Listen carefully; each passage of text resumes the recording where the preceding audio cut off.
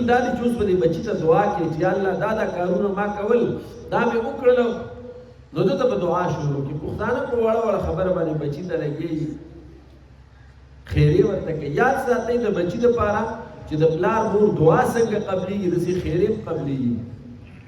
موږ یې تربیت نه کړی او بچي ته خیرې کوو بیا وروستو. چا چې خپل اولاد ته خیرې او بد دعا کړې ده دا د ژوندو خلکو دپاره ناسور ګرځېدلی دی. ته خو به دې سترګې پټې کړي قبر ته به دې لاړ شي. خدای به د ژوندو خلکو دپاره ناسور ګرځي او سبا به ورته د چا د صبر پیمانه لبریز شوي یو ډز به تیښتي ستا کورنۍ به په غم واوړي د هغه غم واوړي. یو بزرګ ته چا زوی راوسته حضرت طالب ډېر ورانې کوي شرارتي دی او دته دعا وکړه هغه ورته زه به ته دعا کوم خو په دې شرط چې ته ورته خیرې نه کوې ځکه چې ته خیرې کوې بیا زما دعا ستا د خیرو مقابله نه شي کولی ته پلار یې. نو اولاد ته به دعاګانې بیا